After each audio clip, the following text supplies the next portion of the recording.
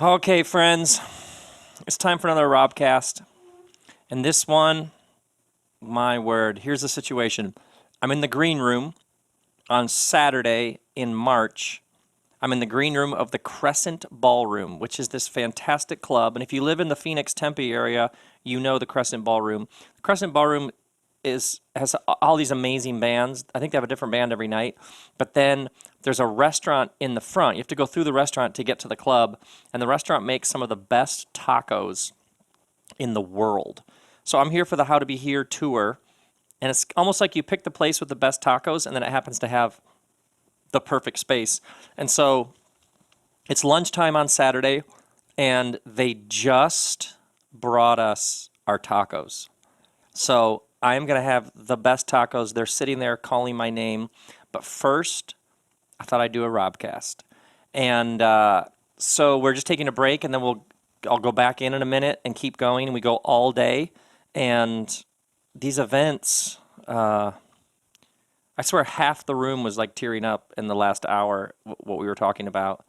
And people just asking these questions about their lives. And we're working through, I sort of taking them through the ideas in my book, How to Be Here. And it's like I had this idea. You know, you have an idea and you think it could really work, and then it really does work. And you're kind of surprised, but also not surprised, but really surprised and so grateful. And so I've been talking all day. I'm going to talk right now to you, and then I'm going to keep talking. And there's a reason why I'm telling you about all this talking. This podcast is called Letting the Land Lie Fallow, which I thought was the longest, bulkiest title for a Robcast ever. But sometimes a good title is half the battle. And here's what I want to do. I want to tell you about an ancient law, and then I want to tell you about a ritual that I practice, and then I want to tell you about what's happened to me in the past couple of weeks. And I want to give you some hope about what might be possible for your life. So we're going to start, and I'm going to start from the passage in the book of Leviticus, chapter 25. You just didn't see that coming with the Robcast, did you? Come on now. Leviticus, Genesis, Exodus, Leviticus, third book in the Bible. Leviticus chapter 25. There is a line, it's an ancient command, and it says, "But in the seventh year, the land is to have a year of Sabbath rest." Or one translation says, "Sow and reap your crops for 6 years, but let the land rest and lie fallow during the seventh year." So letting the land lie fallow means you don't plant crops and you don't harvest the crop, but you let the land just sit there for a year. And by the way, these laws from Leviticus 25 are called Shemitah, S-H-M-I-T-A, Shemitah. And Shemitah means release, which essentially means release the land from its need to provide food for you. Let it rest. And so in this ancient Near Eastern agricultural society, there was this rule, a 6-and-1 rhythm to your relationship to the soil. So for 6 years you plant crops, but then you take a year and you let the land rest. Otherwise, you'll deplete it. And in that year of rest, the land, the nutrients are replenished, and the land restores itself so that it can provide you food for another 6 years. So it's this idea of rhythm, the idea of a 6-and-1 rhythm built into creation and built into your relationship to the soil. And this law was called Shemitah. Say it with me now, Shemitah.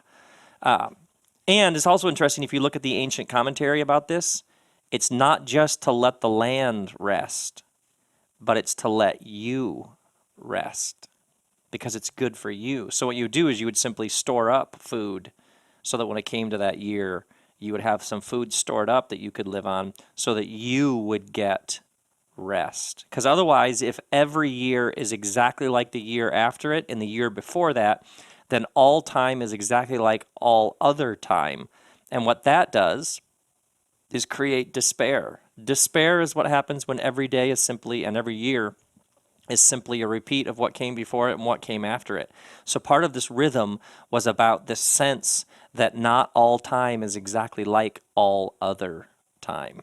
So it's not just for the land to rest, it's because you need a Shemitah. You need a Sabbath rest. Now, let's move from this ancient, obscure law you may have never heard about to Friday afternoons. Because for years on Friday afternoons, well over a decade now, on Friday afternoons, I turn off my computer. I don't even put it to sleep. I shut it off. And it makes that like whoosh sound. And here's the interesting thing. My body by now, I literally have a physiological reaction when my computer gets turned off of rest and release. It's like the work of the week is done even if it isn't. And I don't turn the computer back on the rest of Friday and all day Saturday. I do other things. My work is creating, so I don't create anything. I play with my family, friends. And then sometimes on Sunday I turn it back on in order to record a RobCast. Otherwise, I pretend like all the work is done even if it isn't. And to this day, on Friday afternoons when I turn off that computer, it's like... And the reason why I do this is because I had a really, really bad burnout over a decade ago. Really bad. And I burned out because most of my days during those days were like all the other days in my life. Go, go, go, work, work, work. I was young. We'd started a church. I had all these responsibilities. I was giving sermons. I was going to the hospital, to the prison. I was doing weddings. I was doing funerals. I was in budget meetings. I was going and going and going. And that's all I knew was you just go and go and go. And if I wasn't working, I was probably thinking about work or talking with Kristen about work. And I couldn't sustain it. And I had a bad burnout. Maybe sometime I'll tell you more about what that was like. But even when I was not going, I was thinking about going. Even when I was not working, I was thinking about working. And then it didn't work. And my body was shot. The doctor was literally like, your adrenal glands are completely empty. And so Kristen and I, at that time, around that time, 2003 maybe-ish, we had sort of stumbled into this ancient practice of Sabbath where you treat one day different than the other days. And when we tried practicing Sabbath, I wasn't very good at it. We would just be kind of depressed because the modern world, it's like a hit, all this stuff that we do. It's like a drug. And when we would take a day to treat it differently than the other days, we didn't know what to do with ourselves. We wanted more rhythm in our life, but it wasn't just the body and the calendar, but it was my mind. I didn't know how to shut it off. Anybody know what I'm talking about? It's like even if you try to like step back and rest, your brain is still buzzing. But we kept observing, kept trying to do the Sabbath, and over time it started to become like a serious ritual for us. And you got to take it easy. You can't be. It's a gift, so can't take it hard on yourself. But what happened is it started to really affect the way we see everything. I actually write about this in the new book. And the great Heschel said that it's been said that the Sabbath gives the universe the energy it needs to continue for another 6 days. So for well over a decade now, I just know, no matter what I'm involved in, whatever I'm doing, Friday afternoon, I'll turn off that computer. And something about practicing this rhythm of life, when it's time to get back to work, Sunday or Monday, I'm ready to go. It works. And those of you who do this, you know what I'm talking about. There is something so mysterious and strangely mystical about having a rhythm of life that just changes everything. And then 2 weeks ago, my new book came out. And as part of that, I was trying to think what would be the most fun thing to do with this book. And I was like, I've never done a book tour where I actually could interact with people significantly about the ideas in the book for a long period of time. So I was like, what if I went around on Saturdays for the rest of the year and did How to Be Here events? We'll call it the How to Be Here experience. And I'll do bookstores Friday night. Some of you know exactly where this is going. Friday night, I'll do a bookstore. And then Saturday night from 10 to 6, we'll just do this like in the round giant living room where we'll talk about the ideas in the book, and it'll be fantastic. So I've been doing that for 2 weeks, in addition to a couple trips to New York, and we did Denver and we did Chicago. So, as you can imagine, the past 2 weeks, the exact moment when for over a decade I would be landing the plane and turning off the computer and stepping back and resting and playing, I got on airplanes and went and worked. And so I thought, well, I'll just fly home on Saturday nights, and then Sunday I'll chill. Sundays will be like the Sabbath. I'll just chill out Sunday. But what I discovered, like Kristen and I went to the beach last week on Sunday, and on Sunday I was still buzzing from Saturday and telling Kristen about I met this person, and this person asked this question, and then it made me think about this idea, and jotting notes about future books and podcasts based on something somebody said. And I ended up talking about, well, then next week we're going to do this, and I would end up, if you're talking about work, then you're kind of working, let's be honest. And Stratton's here eating tacos with me laughing because that's true. If you're sitting there talking about work, you might as well be working. So I was like, well, the Sunday thing isn't working. So I was like, well, how about the middle of the week, like Wednesday? And Kristen was like, that's a good idea. If you're going to be working on weekends now for a while, then the middle of the week you should just check out. So I tried that. So this past week I was like, okay, Wednesday I'm just going to completely go off the grid. But what's really interesting is no one else is going off the grid on Wednesday. And inevitably it's like, well, I'll just do this one email. I'll just go surfing and that'll be fine. But then you'd be like, ooh, look at a voicemail while I was in the water. So that didn't really work. And so I'm completely out of whack. I'm just a mess. And I'm having a great time. But I'm also, and here's why I say all this. There are rhythms built into creation, rhythms built into the soil. There is a rhythm that your body wants, and your mind and your heart and your soul and your spirit wants to live by. And if you don't honor those rhythms, things start to unravel. And you think about how much despair, how much agony, how many people feel out of whack in the modern world, and then you think about how many people live with no rhythm. There is a direct relationship between the two. And here's what I notice. When I'm not in a healthy daily and weekly rhythm, I have thoughts that I normally wouldn't have, like, what's the point of it? Why even do it? Does any of this mean anything? There's like little flickers of thought. Some of you know what I'm talking about. It's like you're just going to work and you have this like, seriously, who are we kidding? What's the point of any of this? And you're like, what am I thinking of? Where did that come from? You know you're in trouble when you have thoughts that you normally don't have about despair, meaning, significance, existential angst that just sort of invade. Sometimes I wonder if it's simply because your body, mind, soul, and spirit are depleted.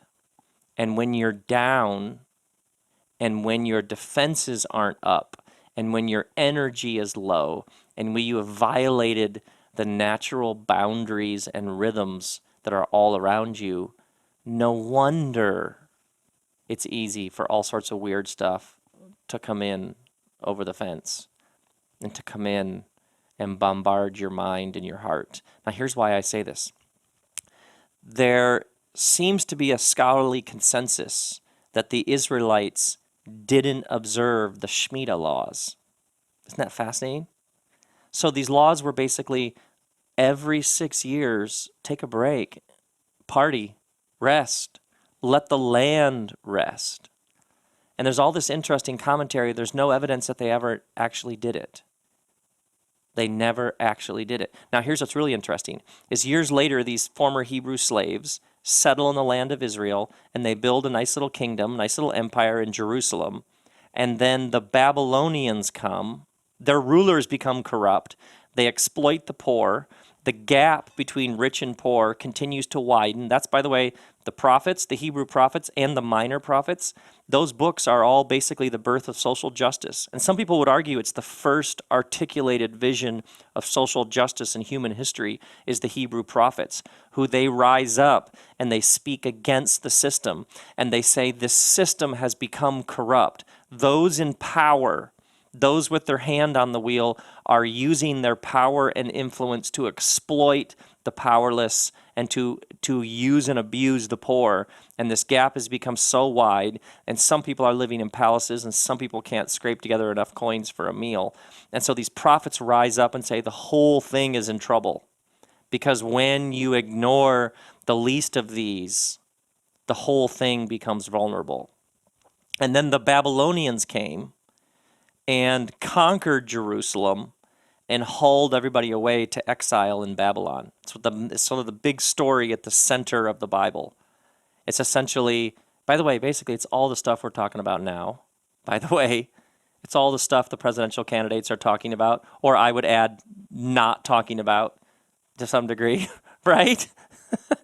And what's really interesting is one of the prophets is explaining why the exile happened. Why did Babylon come and destroy them and haul them away to a land far away?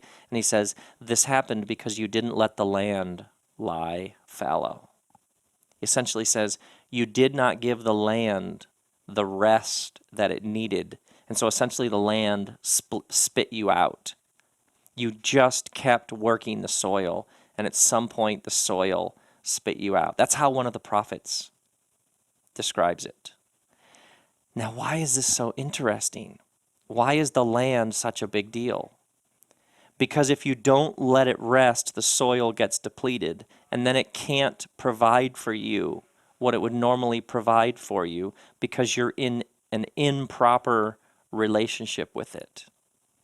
And the reason I find this so profound is when we don't give our bodies, our minds, our hearts, our souls, our brains, when we don't give them the rest that they need to be restored and refreshed, then they can't give us what they need to give us, and things begin to break down.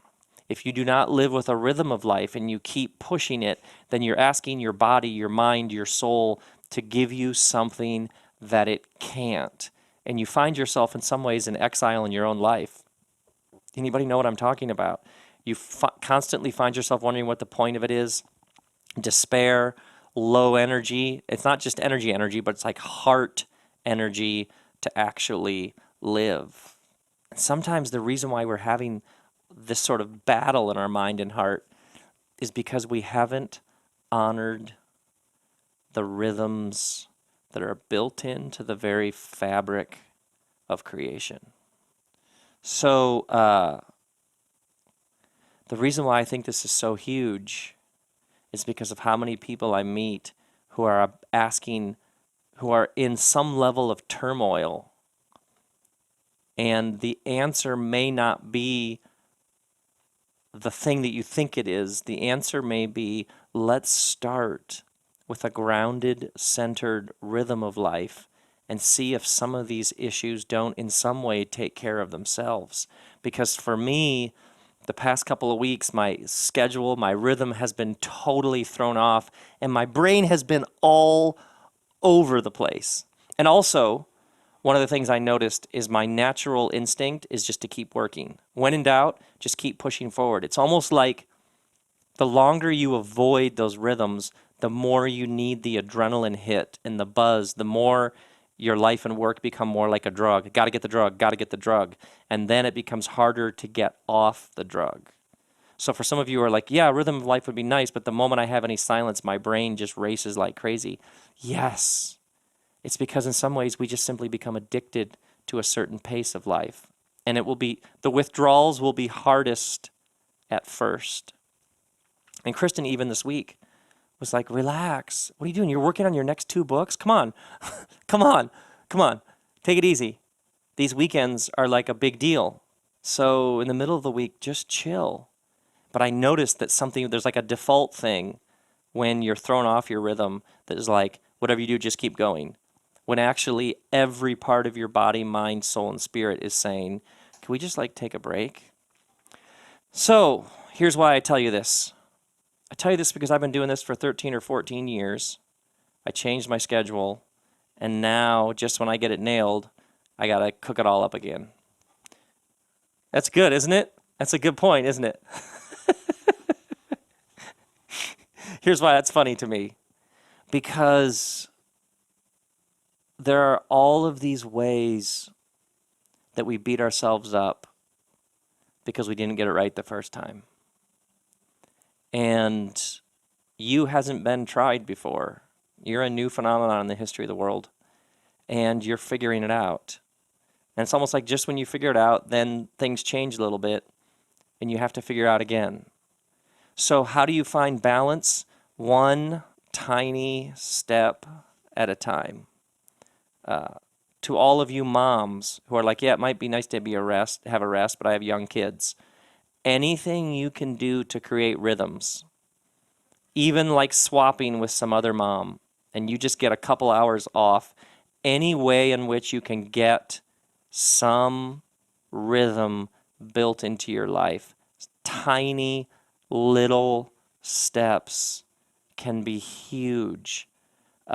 Turning your cell phone off, even if it's for 45 minutes, even if it's for 3 hours, knowing the phone is off and we won't be doing any email, any little bit of rhythm you can add, any turning things off, turning things on, any new experiment, any new schedule, anything you can do to create a rhythm of on and off, work, play, engaged, disengaged. Whatever you can do to let the land lie fallow. Anything you can do is a step towards health. Sometimes what happens is we realize we're so out of whack. We're going 100 miles an hour, and then we're like, well, I got to get all the way over here.